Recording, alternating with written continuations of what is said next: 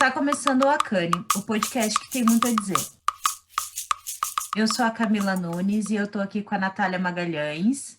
Oi, galera, tudo bom? Com o Jorge Guerra. Olá a todos, todas e todes. E com a Laís Ecaia. Oi, gente, tudo bem com vocês? Só contextualizando um pouquinho, gente, nós temos mais uma participante que não está aparecendo hoje, mas em breve ela retorna. Ela só teve um compromisso. Beijo, Cléo, estamos com saudade. No nosso episódio de hoje, inclusive, ela vai fazer bastante falta, mas a gente vai tentar suprir essa ausência. Hoje a gente vai falar um pouquinho sobre a romantização da pobreza. É notório, né, que a pandemia ela exacerbou ainda mais esse limite que a gente tem entre as classes no nosso país.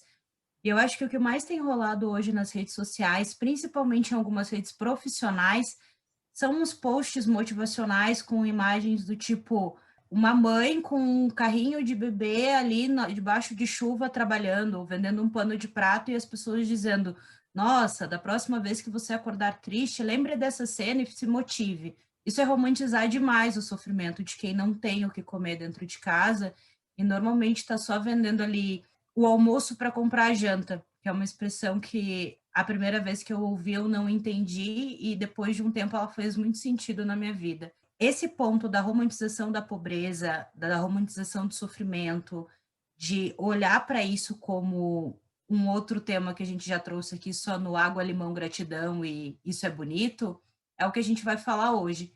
E eu queria deixar o primeiro questionamento, né? Até que ponto a gente consegue romantizar o que a gente está vivendo hoje, vendo famílias voltando a cozinhar em fogões a lenha porque não tem dinheiro para comprar gás, não para aquecer a casa, vendo mães levarem os filhos para esquinas ou para o trabalho, ou mesmo dentro de um home office, a gente não tendo o espaço digno para trabalhar e tendo que olhar para aquilo de uma maneira como se fosse, nossa, tá super legal, olha isso. E não tá, às vezes você tem 7, 8, 10 pessoas para usar um computador dentro da casa. Então, até que ponto isso realmente impacta na vida da gente e está impactando ainda mais nesse momento? A gente viu, né? Todo mundo comentou, o Brasil inteiro comentou sobre a matéria do Fantástico, há, sei lá, um mês atrás, né? Do meninozinho que subia na árvore para estudar. E aí é isso, né? A gente está no meio de uma pandemia, todo mundo está tendo que trabalhar e estudar de casa. E esse rolê dessas crianças e adolescentes que estudam em casa é um ponto assim que desestabiliza todo mundo, tanto eles mesmos quanto as famílias. E aí o Fantástico vai e mostra um rapaz muito dedicado, né, que estava ali fazendo de tudo, e isso é muito lindo, o fato dele subir numa árvore para poder ter um sinal de internet para o celular dele, ele conseguir fazer as aulas online. Quando essa matéria, na verdade, ela deveria estar questionando o motivo pelo qual o governo federal não distribuiu a internet para esses meninos, né, esses adolescentes, de uma forma geral, de escola pública, que precisam da internet para estudar. Eu tenho amigas que são professoras da escola pública, né? Acontece situações do tipo, só tem um celular em casa, e a mãe sai de casa para trabalhar e leva o celular. O pai ou a mãe, aliás, o professor também precisa estar ligado, né, no WhatsApp, sei lá em que, a hora que for, porque é a hora que a mãe chega do trabalho e a criança tem condição de baixar as aulas e estudar. Então, assim, se já era difícil a coisa toda, e agora, né, com quem não tem acesso à tecnologia, pior. Nath, eu vou até deixar uma ponderação aqui, que eu acho que eu já comentei. Eu sou filha de professor, de família de professor, dei sorte, virei administradora, né? Tem uma piada do Chico Anísio que eu adoro. Sou de família de professores e durante essa pandemia eu acho que as minhas maiores discussões foram com pessoas que disseram que os professores não trabalham. E pessoas que falam isso, e estou interrompendo este podcast neste momento, galera, são pessoas que não entendem que a função do professor é passar conhecimento. Educação se vem de casa, é pai e mãe que tem que educar. E esse conhecimento, a maioria deles está fazendo como a Nath falou. Eu vejo pelo menos os meus amigos e muitos, assim, milhares de conhecidos que eu tenho que são da educação, trabalhando até 11 da noite, porque é o horário que a mãe chega, A minha cunhada, por exemplo, é diretora. Teve um domingo que ela veio almoçar e ela não trouxe o celular porque ela disse: eu não aguento mais o meu celular. E era um domingo. Por quê? Porque era mãe de aluno tentando tirar dúvida de matéria, de material impresso, tudo, de pessoas que realmente não têm o acesso. E dentro do que ela consegue, ela faz.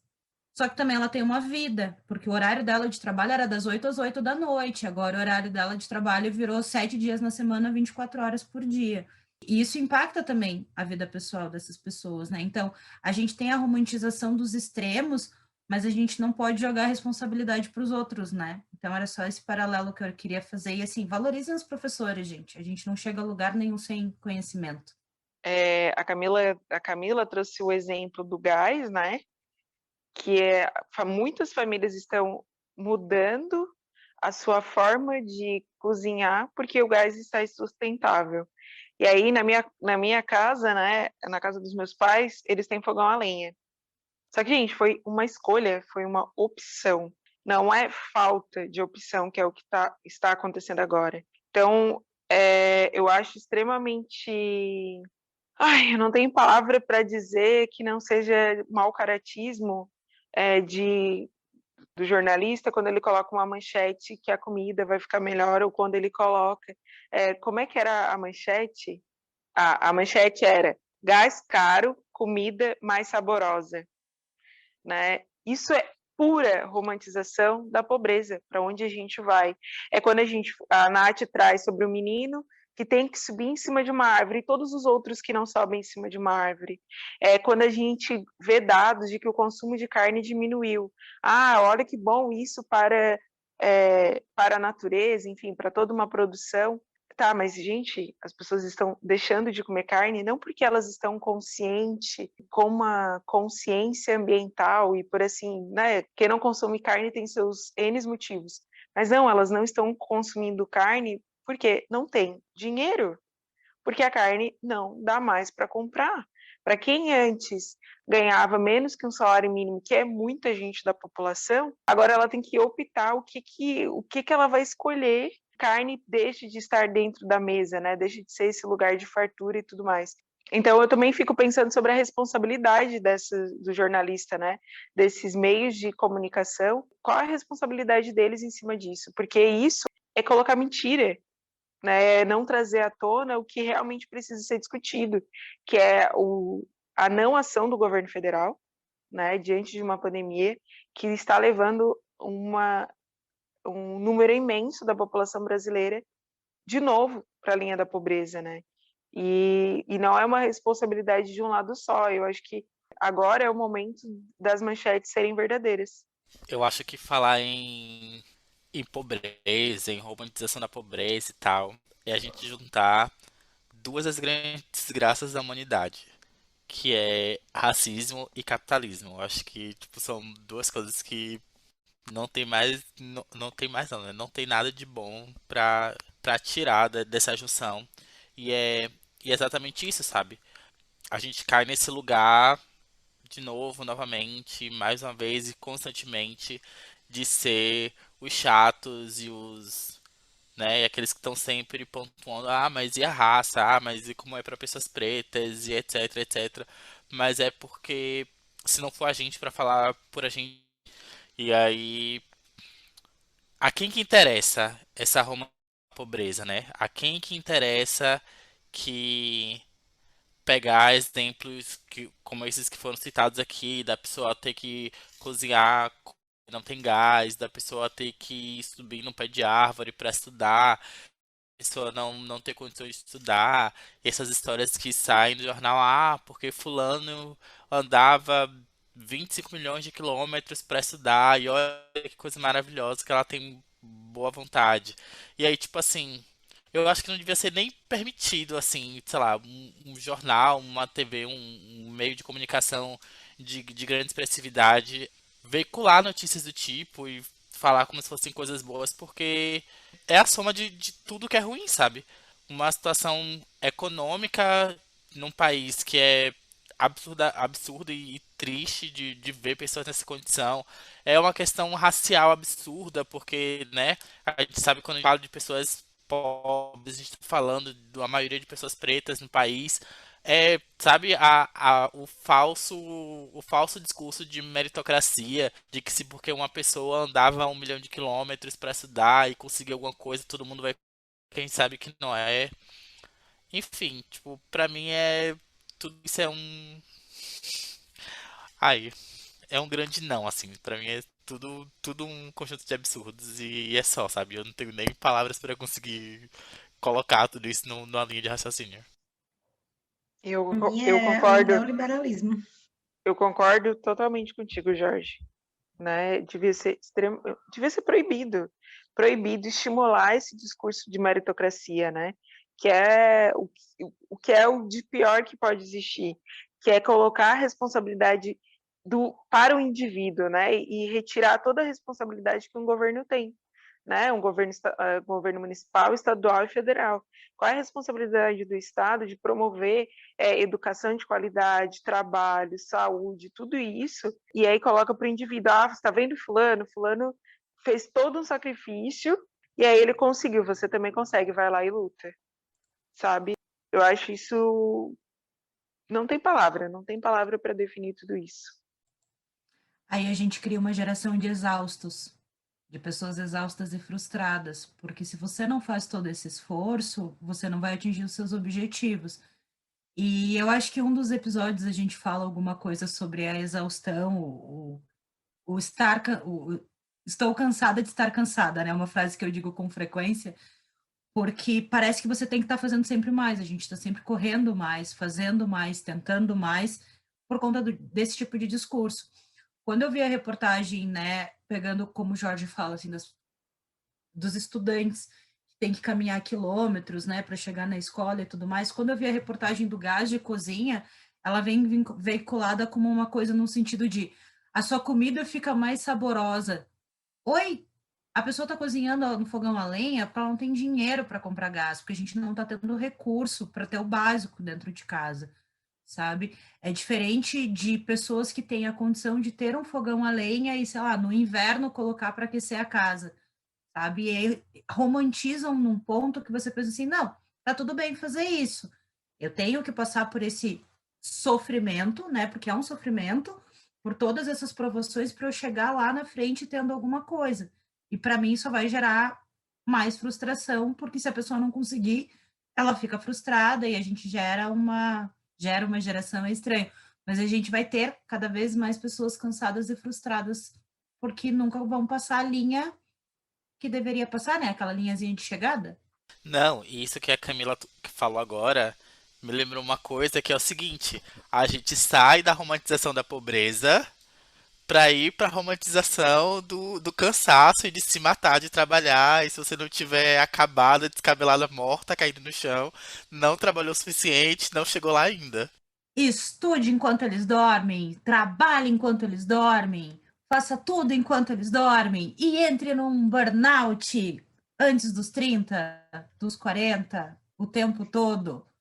Porque, gente, não, Eu me eu vi. lembrei, Camila, eu me lembrei do After Hype. Não, gente, maravilhoso, A moça assim, do ó. marketing, a moça do Vou marketing. deixar como indicação um IGTV que tem da moça do marketing. O que é o fundo do poço para você que já está varrendo ele faz tempo? Porque essa geração, é isso que vem com essa romantização, Jorge, esse cansaço extremo de que a gente tem que fazer, ter mil projetos, ser bem sucedido e cozinhar no fogão a lenha porque não tem dinheiro para o gás, a comida fica mais saborosa, pedale até a escola, vai, pegue o não dá, é uma romantização demais, assim, é um looping infinito. Esses dias eu estava aqui, ia começar alguma coisa no sábado, sei lá, e aí justamente eu tirei uma foto, né, aqui da minha área de trabalho, e eu lembrei de uma frase que o Brad Pitt fala, né, no Clube da Luta. Ele diz que nós trabalhamos com coisas que não gostamos para comprar coisas que não precisamos. E é exatamente isso, né? A gente tem a coisa da romantização, do trabalhar incansavelmente, para um dia a gente chegar lá. Só que não tem esse chegar lá para todo mundo, e pode ser que um de nós sejamos o que não vai chegar lá, né? E aí eu acho também que a gente precisa muito parar de aplaudir essas histórias de superação de uma forma geral. E quando eu falo sobre parar de aplaudir histórias de superação, eu falo também muito baseado no que a branquitude não faz, né? A branquitude herdeira, as pessoas que são herdeiras, elas não precisam contar uma história de superação para serem vistas como incríveis e maravilhosas. Elas simplesmente herdaram uma riqueza da sua família e pronto. Apesar de, às vezes, elas quererem dizer que trabalham demais e tal, mas aí é outra romantização, que é essa que vocês estão falando sobre trabalho constante, mas não existe a história de superação e tá tudo bem. Por que a gente precisa ter sempre uma história de superação? Eu me pergunto muito isso, sabe? Por que a gente precisa romantizar e dizer que ótimo, que maravilhoso? E eu até coloco isso em outra questão, né? Nem só na do trabalho, mas eu coloco isso, inclusive, em quem tem relacionamentos extremamente longos, né? Por exemplo, toda vida que eu vejo uma pessoa, um casal que diz, eu estou junto há 45 anos, eu penso, o que essa mulher teve que aguentar durante todo esse período, né? O que aconteceu durante esse período? Porque quando você conversa com essas pessoas, normalmente é para dizer o seguinte, mas é porque casamento tem sim que ter muita abdicação, e aí ela esperou por mim, quando eu traí, ela me perdoou e tal. Então, assim, é uma romantização também, sabe? Dessa superação acima de qualquer coisa, né? De você superar acima de qualquer coisa. Você vai chegar do outro lado morta e acabada, né? Com a saúde mental no pé, mas você fez, mas você conseguiu, mas você chegou lá. E aí, o que é chegar lá, né, também? Eu estava vendo uma live essa semana com a Maria Homem e com a Viviane Mosec, elas estavam falando exatamente sobre isso, né? O que é essa superação e o que é esse chegar lá, quando a gente está falando de uma sociedade civilizada, onde a civilização faz o favor de acabar com a gente. Onde esse esquema de civilização, né, tira a gente do contato com a natureza, tira a gente de momentos de lazer, por exemplo, de momentos de contemplação, né, de coisas naturais, ou então de família, ou de várias experiências, né? Por quê? Porque a gente está trabalhando sol a sol, porque a gente tem que chegar lá, e o lá é... O que é o lá, né? O que é chegar lá? Onde é o chegar lá? É isso. Então, Nath, eu acho que cada um tem que chegar lá, né? Eu enxergo que é difícil a gente medir o do outro pelo nosso. Eu digo isso pensando em empreendedorismo, né? Uma vez eu fui num local, enfim, e aí eu lembro que uma pessoa do lado comentou, né? Que fulano podia pensar em expandir assim, assim, assado, né? Que essa forma que ela está fazendo, ela não vai conseguir expandir muito. E aí eu fiquei pensando, né, quando essa pessoa estava comentando com outra pessoa do meu lado, eu fiquei pensando assim, mas se a pessoa não quiser crescer do tamanho que você acha que ela deveria crescer, para ela o tanto tá bom, e é o sucesso, é isso aí, né? E eu acho que tá tudo bem, mas também tá tudo bem quem tem um sonho maior, quem tem um sonho de alcançar um espaço por seus N motivos, que seja um motivo fútil que seja, né? Mas se ela quer alcançar um espaço maior, um espaço, não, eu tenho, que nem eu tenho uma marca, eu quero ser conhecida internacionalmente, quero ter ZK em todos os cantos, ok, esse é o meu sonho. Mas se o meu sonho fosse, eu quero ter uma loja pequena e vender só aqui, vou fazer produção artesanal, nanana, cara, isso é sonho, se esse é o meu sonho, esse é o meu sonho e acabou. O que não dá é para a gente medir, nesse contexto, né? Medir a régua do sonho do outro pela nossa régua. Porque às vezes, muitas vezes, a gente pode também chegar nesse lugar de dizer, mas fulano não está vivendo, mas no conceito de quem? Eu também acho que quando tu fala assim, sobre a romantização, eu acho que tem duas coisas, romantização da história de sofrimento, né? Acho que tem duas coisas aí. Uma, principalmente para nós como pessoas negras, existe um caminho muito mais árduo para seguir. Então, de algum modo, histórias de superação, elas nos inspiram de alguma forma. Acho muito problemático quando pessoas que estão nesse lugar de ter alcançado um espaço nunca antes alcançado, e elas vêm e elas reafirmam o discurso meritocrático, porque a gente não trilha nenhum caminho sozinho, né? Então, não tem como E eu fico pensando sobre a meritocracia em todas as etapas, mesmo irmãos gêmeos criados com o mesmo pai, com a mesma mãe, dividindo tudo, eles têm pensamentos diferentes, personalidades diferentes, cada um pode ter uma pessoa diferente que vai interferir na sua trajetória de vida. Então, para mim, a meritocracia ela não existe em nenhum momento, porque a gente também tem que pensar em indivíduo, né? Mas para além disso, as histórias elas servem como inspiração para aquilo que a gente quer seguir. Então, eu acho que a pessoa que chega nesse lugar, né, e a gente acaba se inspirando mesmo, a gente acaba se aproximando daquele que tem uma história de sofrimento, porque a gente se aproxima dessa história, né? E não é que a gente. E aí, o ruim é a gente romantizar no sentido de que não, você tem que passar por isso para que você possa alcançar o lugar. Eu acho que o que precisa ser feito é pontuar. Gente, tá tudo errado. Fulano conseguiu chegar, mas tá tudo errado. Não era para ser feito dessa forma. Quando a gente fala que o menino tem que subir numa árvore para poder ter acesso à internet, a gente era para estar dizendo, gente, está tudo errado. Todos os que estudam com eles e os outros precisam ter acesso a uma internet de qualidade para que eles possam ter minimamente uma condição de estudo com qualidade e por aí vai, para que eles possam ter minimamente uma oportunidade real, de uma mudança real, de uma estrutura. Então, assim, eu acho que são muitas coisas e também acho muito difícil, é tudo achismo mesmo, né? Acho difícil, como pessoas, a gente conseguir se afastar daquilo que nos aproxima, né? Então, histórias de superação, elas nos aproximam como pessoas. E isso é um ponto. As pessoas gostam daquilo que traz humanidade, né? Ignorar as histórias de superação eu acho difícil, mas eu acho importante que elas sejam contadas com uma perspectiva diferente, de uma perspectiva de que, ok, esse espaço foi alcançado, mas ele não deveria ter sido alcançado dessa forma. A gente precisa mudar a estrutura, a gente precisa possibilitar que as pessoas tenham acesso real, que a gente possa ter um mundo com um pouco mais de equidade. É um longo caminho? Sem dúvidas, mas a gente precisa começar a falar a realidade como ela é, e não como as manchetes gostam que elas sejam, né? Sim, mas era isso que o que a Viviane Mosé e a Maria Homem traziam, né? Trazem assim na teoria delas, é que sobre a questão de não existir a régua. Porque assim, o grande objetivo é nós sermos iguais, né? Nós estarmos num ponto horizontal. Então, quando a gente está no ponto horizontal, né?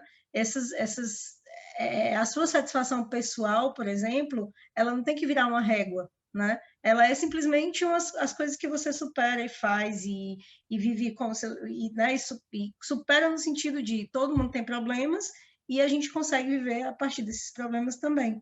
E aí é mais nesse sentido. Não é uma régua que diz para a sociedade, tipo, aonde é que você tem que chegar, mas é uma não régua onde você pode simplesmente estar aqui ou estar ali e está tudo bem, porque essa régua não existe. Então, ela não vai determinar qual é o seu ponto de chegada, né? É muito mais nesse sentido que elas duas estavam trazendo. Eu super recomendo essa live, é uma live imensa, tem 2 horas e meia, mas é do Café Filosófico, e elas vão falar, inclusive, sobre esse período agora da pandemia, né? De como é que a gente está tendo que refazer os nossos objetivos, a nossa forma de viver, a nossa forma de encarar o mundo. Tá todo mundo num rolê, né, muito nesse sentido de precisar refazer o que a gente tem aí como base, né, do que a gente conhece, na verdade, como base e como rotina. E principalmente essa coisa também do trabalho, né? De como o trabalho é o que move a gente, é o que ocupa a maior parte do nosso tempo, é o que move as nossas decisões, é o que move nosso lazer, é o que move nossos prazeres, enfim, tudo isso, né? Então, gente, eu acho que cada um trouxe um pouquinho de reflexão aqui sobre vários pontos de romantização, né?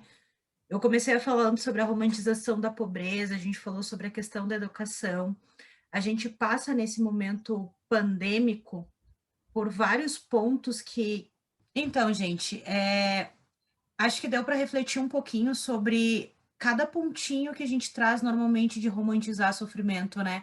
A Nath fez uma pontuação ali sobre até a questão de relacionamentos, a gente começou falando sobre a romantização da pobreza, do que a gente está tendo na situação atual do país, nesse desgoverno que a gente vive, mas tem vários outros pontos, né, que a gente acaba dando muito aplauso para, e eu vou pontuar bem como rede social agora, para posts em redes sociais, para um sofrimento acadêmico, educacional, amoroso, e em vez de olhar aquilo ali só como uma inspiração, como ela diz, a inspiração ela é válida e ela vai sempre ser válida para que a gente se motive na vida, mas aquilo ali nunca pode ser usado como régua, né? Porque a gente tá criando, quando eu brinco que eu falo que a gente vai trazer gerações frustradas, eu vejo jovens, são os que vêm depois de nós, deste podcast, né? Frustrados com a questão educacional, porque não conseguem passar num vestibular, porque não ficaram 18 horas estudando. Eu vejo colegas de donos de empresa, enfim, frustrados porque não conseguem ficar 20 horas trabalhando, e trabalham enquanto eles dormem.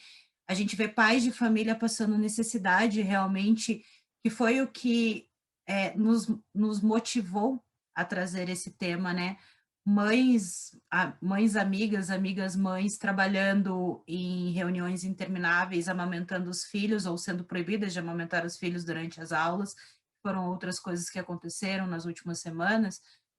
E eu acho que tá na hora da gente pensar e olhar para isso com um pouquinho mais de empatia, dar menos aplauso e pensar em como reverter também, para não entrar nesse looping infinito, porque vai ser cada um fazendo um pouquinho. Então, deixa essa reflexão, comentem aqui para gente como que está sendo para vocês esse momento, como que foram para vocês os últimos meses, principalmente, porque eu acho que está todo mundo no mesmo barco com remos diferentes, né? Então, deixe os comentários, compartilhe com a galera e a gente se vê daqui uns dias de novo. Até mais. Até mais, gente. Um beijo a todos, todas e todes, e até a próxima semana.